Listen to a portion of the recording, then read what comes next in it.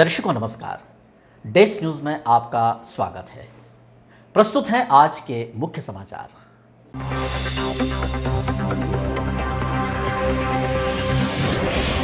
Collector व नगरपालिका प्रशासक गौतम सिंह फिर पहुंचे नगरपालिका भवन, नामांतरण की पेंडिंग फाइलों का निराकरण।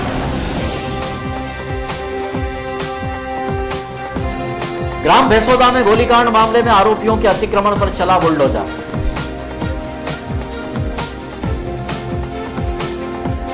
सदर बाजार में टेलीफोन कंपनी का खंभा गिरा, बीएसएनएल ने अस्थायी रूप से फिर खड़ा किया। हादसे की आशंका, व्यापारी हुए आक्रोशित।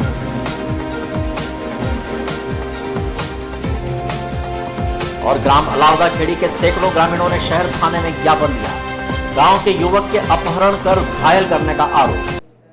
अब समाचार विस्तार के साथ। कलेक्टर व नगरपालिका प्रशासक गौतम सिंह आज फिर नगरपालिका के अपने प्रशासनिक कक्ष में पहुंचे। नामांतरण की पेंडिंग फाइलों का उन्होंने फिर किया निराकरण। 2 दिसंबर को भी कलेक्टर प्रशासक के रूप में नगरपालिका पहुंचे थे और 1200 नामांतरण की फाइलों के निराकरण का रास्ता उन्होंने साफ कर दिया था। लंबे समय से नामांतरण की फाइलें अटकने के आरोप आम नागरिक और राजनीतिक कार्यकर्ता लगा रहे थे। कलेक्टर गौतम सिंह जो नगरपालिका के प्रशासक भी हैं, आज नगरपालिका के अपने प्रशासनिक कक्ष में पहुंचे और नामांकन की फाइलें उन्होंने अपनी टेबल पर बुलवाई। सीएमओ प्रेम कुमार सुमन और अन्य अधिकारियों को सामने बिठाया और नामांतरण जो बिना किसी आपत्ति के हैं उन पर उन्होंने सिग्नेचर किए। उल्लेखनीय है कि कुछ दिन पहले भी कलेक्टर प्रशासक जो नगरपालिका के भी हैं वे नगरपालिका पहुंचे थे। नामांतरण की अटकी हुई खूब फाइलें थी, उन्होंने अपनी नाराजगी भी व्यक्त की थी और उन्होंने बहुत जल्दी नामांकन की फाइलों पर दस्तखत किए थे। तकरीबन 1200 नामांकन की फाइलों के निराकरण का लक्ष्य उन्होंने निर्धारित किया था। पहले भी उन्होंने यही कहा था कि वे फिर आएंगे और नामांकन की शेष फाइलों का निराकरण करेंगे, तो आज अपने उसी पहले के वादे के मुताबिक वे फिर आए हैं और उन्होंने नामांकन की फाइलों का आज फिर से निराकरण किया है। सैकड़ों नामांकन की फाइलें अटकी हुई हैं।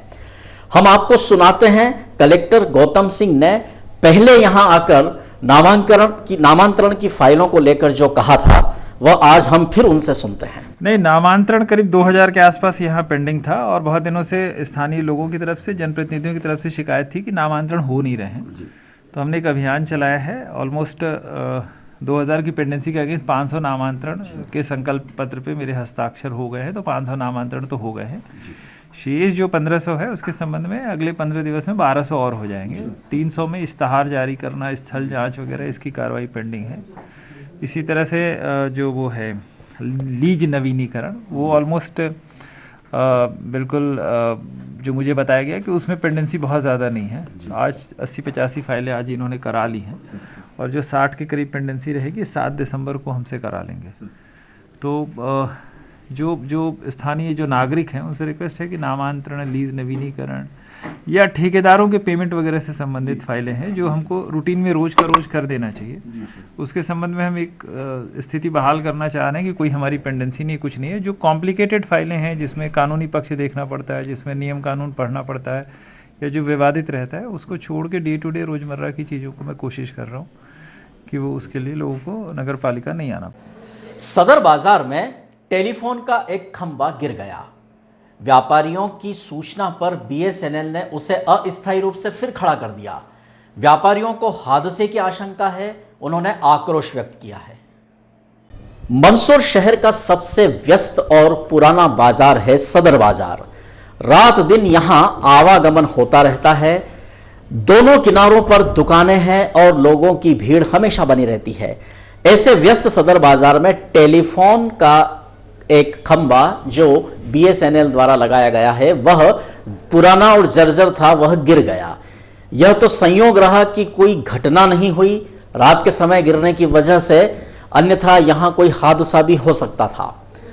टेलीफोन का कंपनी का यह खंभा गिरने के बाद इस क्षेत्र के व्यापारियों ने बीएसएनएल को सूचना दी तो उन्होंने इसे अस्थायी रूप से वापस यहीं खड़ा कर दिया, यानी खतरे को और बढ़ा दिया।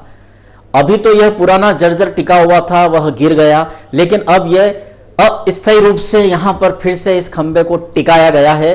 कभी भी यहां पर बड़ा हादसा हो सकता है। व्यापारियों ने इस बात को लेकर अपना विरोध प्रदर्शित किया है और अपनी बात कही है और बीएसएनएल के अधिकारियों का ध्यान आकर्षण कराया है। कवरेज किया है संवाददाता रमेश चौहान ने।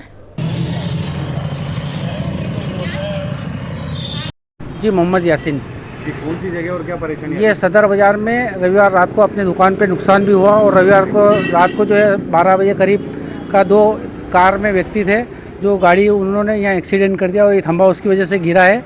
तो ये हमें सूचना मिली कि यहाँ पे बहुत कुछ नुकसान हुआ और हमारे 2 पर्दे का शेड भी नुकसान हुआ 10,000 रुपये का। तो अभी तक उसका हमने कुछ करा नहीं है, अब करेंगे जो भी है। ये पर्दा, हाँ, ये जो है पर्दा यहाँ रख रखा है और ये समस्या ऐसी है कि बंदर भी आते हैं बहुत, तो ये पर्दे गिरा देते हैं।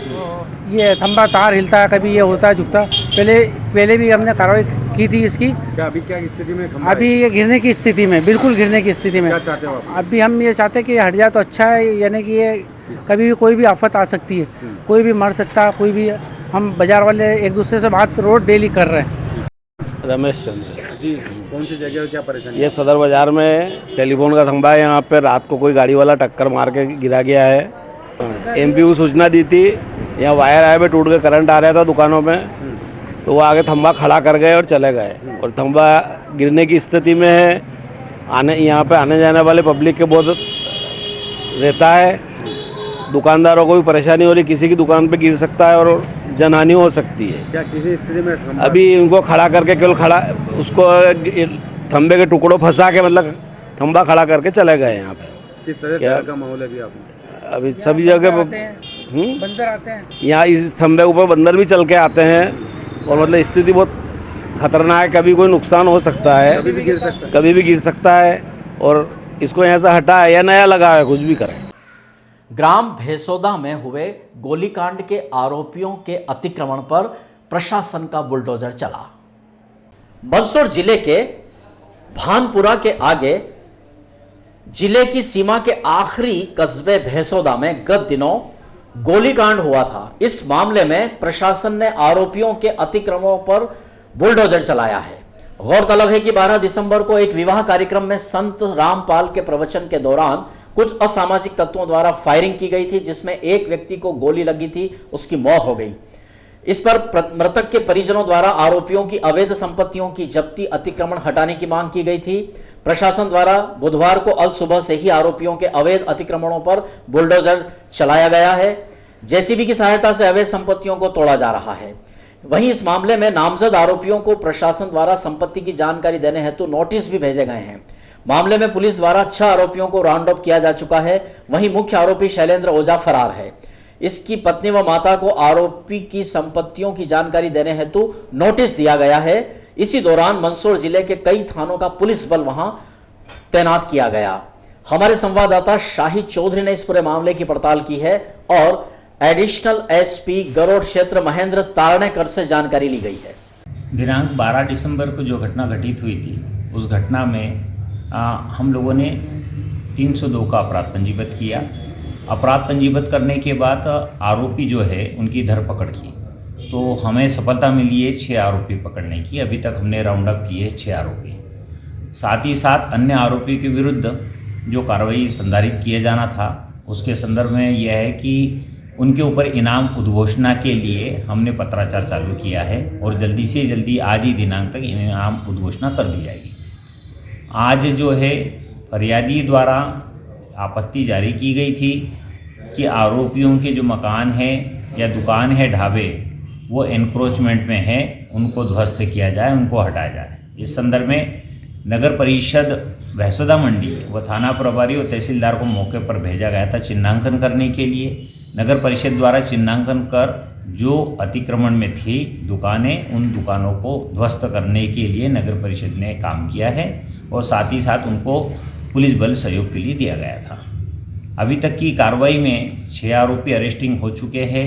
नगर परिषद के द्वारा अतिक्रमण की कार्रवाई संधारित की गई है और अन्य फरार आरोपियों के विरुद्ध इनाम उद्घोषणा की कार्रवाई जारी है।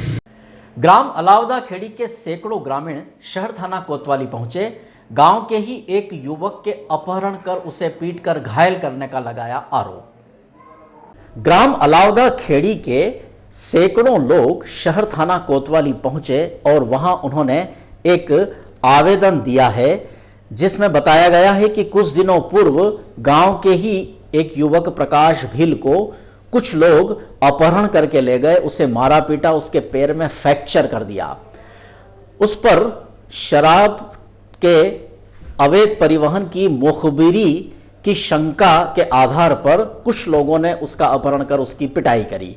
इसी बात को लेकर आक्रोशित होकर ये ग्रामवासी शहर थाना कोतवाली पहुंचे और वहां उन्होंने न्याय की मांग की है। ये कवरेज किया है संवाददाता रमेश चौहान ने।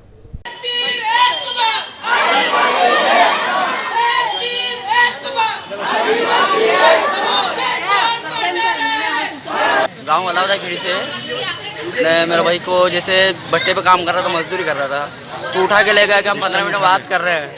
15 मिनट बात करने के तो गाड़ी में डाल के लेता गया, 4 व्हीलर में पिस्टल थी उसके पास।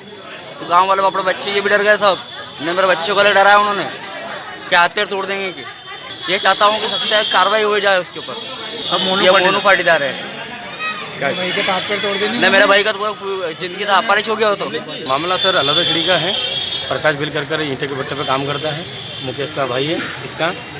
कुछ समय पहले सिर्फ एक शक के आधार पे आरोपी मोनू पाटीदार द्वारा उसको वहाँ से अपहरण करके कि तूने मेरी शराब पकड़ाई है, उसके माध्यम से उसने 2-3 जनों ने मिलकर उसका रात में काम करते हुए अपहरण करके गाड़ी में भर के गाँव छाजूगढ़ ले जाकर उसके पैर फ्रैक्चर कर दिया और एक हाथ फ्रैक्चर कर दिया। तो उस सिलसिले में आज हमने उचित कार्रवाई को लेकर और जल्द से जल्द गिरफ्तारी को लेकर यहाँ पर एक छोटा सा धरना प्रदर्शन करा था, जिसमें थाना प्रभारी महोदय ने बताया कि जल्द से जल्द एक दिन के अंदर उसके ऊपर कार्रवाई होगी। नगर का मौसम फिर बदला। दिन भर बादल छाए रहे, तीव्र शीतलहर चली, धूप दर्शन नहीं हुए। मौसम की विचित्रता से हर कोई हैरान परेशान है। कभी खिलकर धूप निकल जाती है तो कभी बादल हो जाते हैं, मावठे का मौसम हो जाता है। आज बुधवार की सुबह फिर से आकाश में घने बादल छाए रहे।